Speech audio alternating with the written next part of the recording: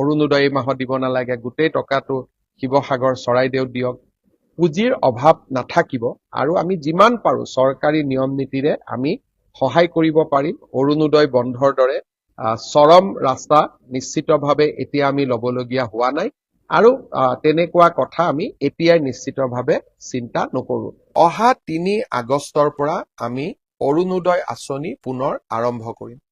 সিদিনাখন প্ৰতিখন পঞ্চায়ততে আমি সৰুকৈ এখন সভা অনুষ্ঠিত কৰিম আৰু অৰুণোদয় আঁচনিৰ প্ৰথমটো কিস্তি নতুন চৰকাৰৰ আমি প্ৰদান কৰিম।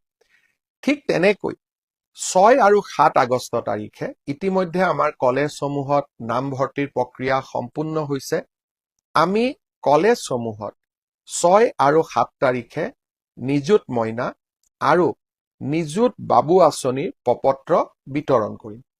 এই প্ৰপত্ৰসমূহ আমাৰ ছাত্ৰ ছাত্ৰীসকলে ভাগিনসকলে পূৰণ কৰিব আৰু প্ৰপত্ৰসমূহ আমাক নিৰ্ধাৰিত সময়ত উভতাই দিব, যাতে আমি ছেপ্টেম্বৰ মাহৰ পৰা নিযুত মইনা আৰু নিযুত বাবু আঁচনি ৰাইজক, বিশেষকৈ আমাৰ ভাগিনসকলক আমি নিয়মিতভাৱে যাতে দিয়াৰ প্ৰক্ৰিয়া আমি আৰম্ভ কৰিব পাৰোঁ।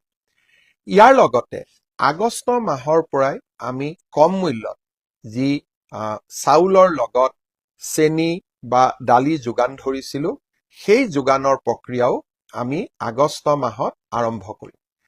ঠিক তেনেকৈ স্নাতক ডিগ্ৰী পাছ কৰাৰ পিছত এবছৰৰ বাবে আমি যি জীৱন প্ৰেৰণা আঁচনি দিয়াৰ আমি প্ৰস্তাৱ কৰিছিলোঁ, 2 মাহমান ছাত্ৰ ছাত্ৰীসকলে পাইছিলে, বাজেট নোহোৱাৰ কাৰণে বন্ধ হৈ আছিল। এই জীৱন প্ৰেৰণাও আমি পুনৰ ছেপ্টেম্বৰ মাহৰ পৰা দিয়া আৰম্ভ কৰিম। হাতত লোৱা আঁচনি কেইটামানৰ বিষয়ে মই আপোনালোকক ক'ব খুজিছোঁ। ঠিক আঁচনি নহয়, আমি চিন্তা কৰা কেইটামান নতুন নতুন চিন্তা। বিশেষকৈ আপোনালোকে দেখিব গুৱাহাটী মহানগৰীত আমাৰ কেইবাখনো ফ্লাইঅভাৰ আমি নিৰ্মাণ কৰিছিলোঁ। এতিয়া এই ফ্লাইঅভাৰসমূহত আমি হেঙিং গাৰ্ডেন একোখন আমি নিৰ্মাণ কৰিব খুজিছোঁ। আৰু কোনোবাই মোক ক'ব যে গুৱাহাটীত কিয়, যোৰহাটতো কৰিব লাগে, ডিব্ৰুগড়তো কৰিব লাগে। স্বাভাৱিকভাৱে গুৱাহাটীৰ 2খন বা 3খন ফ্লাইঅভাৰত হেঙিং গাৰ্ডেন কৰাৰ পিছত ৰাইজে যদি আমাক ভাল পোৱা বুলি কয়, তেতিয়াহ'লে তাক আমি বিভিন্ন স্থানলৈ বা আন নগৰসমূহলৈকেও আমি নিশ্চিতভাৱে তাক এক্সপাণ্ড কৰিম। অসমত ইতিমধ্যে অকণমানকৈ বানপানীৰো এটা পৰিৱেশ আৰম্ভ হৈছে। অৱশ্যে বৰ্তমানলৈকে মই আজিৰ দিনটোলৈকে কৈছোঁ যে বানপানীয়ে ভয়ানক ৰূপ ধাৰণ কৰা নাই, কিন্তু তাৰ মাজতো ধেমাজি আৰু লখিমপুৰৰ ৰাইজে যথেষ্টখিনি বানপানীৰ কাৰণে কষ্ট ভোগ কৰিবলগীয়া হৈছে। আৰু মই এটাই কথা ক'ম যে অসম চৰকাৰে আপোনালোকক সকলো দিশতে, বিশেষকৈ বান আক্ৰান্ত ৰাইজক সকলো প্ৰকাৰে সহায় কৰিবলৈ আমি প্ৰতিশ্ৰুতিবদ্ধ আৰু আমি নিশ্চিতভাৱে সকলোকে সহায় কৰিম। দুখৰ সময়ত সকলোৰে লগত থিয় হৈ থাকিম। এটা কথা আমি নিশ্চিতভাৱে অলপ হ'লেও সন্তুষ্টি প্ৰকাশ কৰিব লাগিব যে এই মুহূৰ্তলৈকে অসমৰ কোনো মথাউৰি ভঙা নাই। সি আমাৰ বাবে যথেষ্ট সন্তুষ্টিৰ কথা। কিন্তু সমান্তৰালভাৱে আমাৰ বাবে এটা চিন্তাৰ বিষয় হৈ পৰিছে গৰাখহনীয়া। ডিব্ৰুগড়ৰ বিশেষকৈ চাবুৱা সমষ্টিত কেইবাটাও অঞ্চলত গৰাখহনীয়াৰ সমস্যা ভয়ানকভাৱে দেখা দিছে। মই নিজে অহা 1 আগষ্ট বা 2 আগষ্টত ডিব্ৰুগড়লৈ যাম আৰু এনে গৰাখহনীয়া অঞ্চলসমূহ নিজে চাবলৈ চেষ্টা কৰিম, যাতে আমি ৰাইজক সহায় কৰিব পাৰোঁ। গৰাখহনীয়া ৰোধ কৰাৰ বাবে আমি যিমান পাৰোঁ আমি সহায় কৰিব পাৰোঁ। শ্ৰদ্ধা ৰাইজ, এইবাৰ বিধানসভাত কেইবাখনো গুৰুত্বপূৰ্ণ আইন আমি আনিবৰ বাবে চেষ্টা কৰিছোঁ। বিশেষকৈ ৰাজহ সম্পৰ্কত, ভূমিৰ সম্পৰ্কত কেইবাখনো গুৰুত্বপূৰ্ণ আইন এইবাৰ আমি বিধানসভাত উপস্থাপন কৰিম আৰু আইনসমূহ যেনেকে যেনেকে পাৰ হৈ গৈ থাকিব, আইনসমূহ আগবাঢ়িব, আপোনালোকক এই আইনসমূহৰ বিষয়েও মই জনাই থাকিম। বহুদিন আগতে মই আপোনালোকক কৈছিলো যে কামাখ্যা মন্দিৰত আমি কাশী যি আমাৰ ধাম আছে বা আমাৰ কাশীৰ বিশ্বনাথ মন্দিৰ আছে, তাত যেনেকে প্ৰধানমন্ত্ৰী নৰেন্দ্ৰ মোদী ডাঙৰীয়াই এটা সুন্দৰ কৰিডৰ নিৰ্মাণ কৰিছে আৰু তাত এতিয়া তীৰ্থযাত্ৰীসকলে খুব ধুনীয়াকৈ যাব পাৰে, তাৰ আৰ্হিত আমি কামাখ্যা মন্দিৰতো এটা কৰিডৰ নিৰ্মাণ কৰিম। 2024 চনতে প্ৰধানমন্ত্ৰী ডাঙৰীয়াই এই কামাখ্যা কৰিডৰৰ আধাৰশিলা স্থাপন কৰিছিলে। বহুদিন ধৰি বিভিন্ন কাৰণত গুৱাহাটী উচ্চ ন্যায়ালয়ত এই বিষয়টো পেণ্ডিং হৈ থকাৰ কাৰণে আমি কামাখ্যা কৰিডৰৰ নিৰ্মাণৰ কাম হাতত ল'ব পৰা নাছিলো। আজিৰে পৰা কামাখ্যা কৰিডৰৰ নিৰ্মাণ কাৰ্যও আগবাঢ়িছে আৰু আমাৰ প্ৰায় 500 কোটি টকা ব্যয়েৰে নিৰ্মাণ হ'বলগীয়া এই কামাখ্যা কৰিডৰ অসমৰ পৰ্যটনৰ দৃষ্টিভংগীৰ পৰা আৰু এক ডাঙৰ সংযোজন হ'ব। কেইটামান দিন আগতে গুৱাহাটী চিৰিয়াখানাখনকো কেনেকৈ আমি নতুন ৰূপত সজাই তুলিব খুজিছিলো তাৰ বিষয়ে মই আপোনালোকক জনাইছিলো। ইয়াৰ সমান্তৰালভাৱে এইবাৰ আমি আৰু কেইটামান নতুন আঁচনি আমাৰ বাজেটত হাতত লৈছো।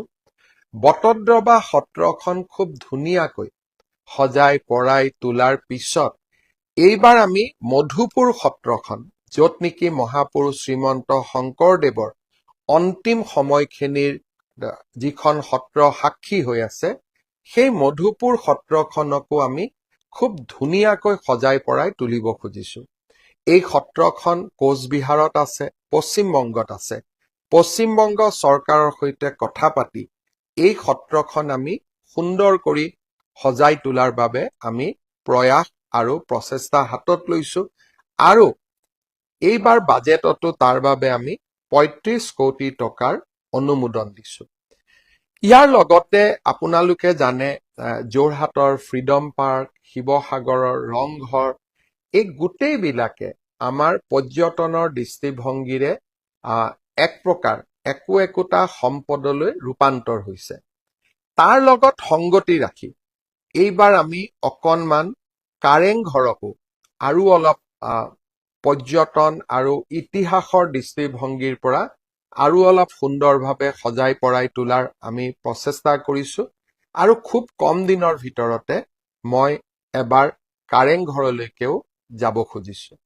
এই ধৰণে আমি বহুতবিলাক আমাৰ অসমৰ ইতিহাসৰ লগত জড়িত বহুত কেইখন আঁচনি হাতত লৈছো। আপোনালোকে জানে যে কেইদিনমান আগতে ধুৰন্ধৰ বুলি এখন চিনেমা ওলাইছিলে। চিনেমাখন বহুত হিট হৈছিলে। মই চিনেমাৰ প্ৰসংগত আৰু এটা দুটা কম। এই চিনেমাখনৰ ডাইৰেক্টৰ আছিলে আদিত্য ধৰ। তেখেত আজিৰ দিনত সমসাময়িক ফিল্ম প্ৰডাকশ্যনত তেওঁ যথেষ্ট নাম কৰিছে।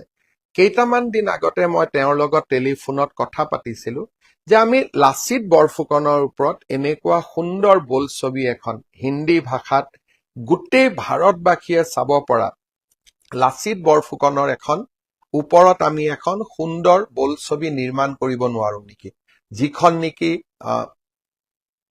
এনেকুৱা ধৰণৰ হয় যাক আমি এখন ব্লকবাষ্টাৰ ফিল্ম বুলি কওঁ, তেনেকুৱা ফিল্ম এখন আমি বনাব নোৱাৰো নেকি। আদিত্য ধৰ ডাঙৰীয়াই মোক কৈছিলে যে তেওঁ মোক আগষ্ট মাহত লগ পাব আৰু লাচিত বৰফুকন চিনেমাখনৰ বিষয়ে তেওঁ মোৰ লগত কথা পাতিব। মই ভাবো যে তেখেতেই হওক বা আন কোনোবা ডিৰেক্টৰক সন্মুখত ৰাখি আমাৰ চৰকাৰে যদি এখন লাচিত বৰফুকনৰ সুন্দৰ চিনেমা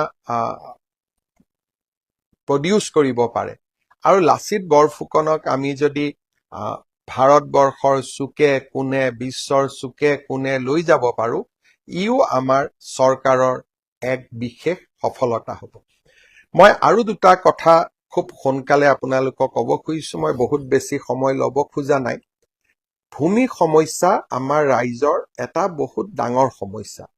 বসুন্ধৰা 1, 2, 3 জৰিয়তে আমি ৰাইজৰ ভূমিৰ সমস্যাসমূহ সমাধানৰ চেষ্টা কৰিছিলো আৰু প্ৰায় 10 লাখতকৈও অধিক পৰিয়াল মিছন বসুন্ধৰাৰ পৰা উপকৃত হৈছিলে। কিন্তু ইমানবিলাক পৰিয়াল উপকৃত হোৱাৰ পিছতো ভূমিৰ সমস্যা এতিয়াও শেষ হৈ যোৱা নাই। কাৰণ ভূমিৰ শ্ৰেণী, কোনোবাটো দেৱোত্তৰ মাটি, কোনোবাটো ভিজিয়াৰ মাটি, কোনোবাটো ফৰেষ্ট মাটি, কোনোবাটো আন ধৰণৰ শ্ৰেণী জলাতক মাটি, যিবিলাকত প্ৰচলিত আইনৰ আধাৰত ভূমিৰ আবলটন দিয়াটো অত্যন্ত কষ্ট আছিলে। এতিয়া আমি 25 ডিচেম্বৰৰ পৰা বসুন্ধৰা 4 আৰম্ভ কৰিম। এইকেইটা দিনত আমাৰ যিসকলে বিভিন্ন ধৰণৰ ভূমিৰ সমস্যা ভোগ কৰি আছে, যাৰ কাৰণে বাৰে বাৰে তেওঁলোকে চেষ্টা কৰাৰ পিছতো বসুন্ধৰাৰ পৰা উপকৃত হ'ব পৰা নাই বিভিন্ন কাৰণত, মই আপোনালোকক অনুৰোধ কৰিম এই সমস্যাসমূহ আপোনালোকে যেন চৰকাৰক অৱগত কৰে।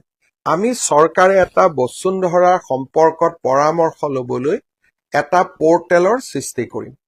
সেই পৰ্টেলত আপোনালোকে মাটিৰ ক্ষেত্ৰত ভোগ কৰি থকা বিভিন্ন সমস্যাৰ কথা উল্লেখ কৰিব পাৰিব আৰু এইবাৰ আমি সমস্যাসমূহ সমাধানৰ উত্তৰ দি মিছন বসুন্ধৰা 4 আমি সজাই তুলিব খুজিছো।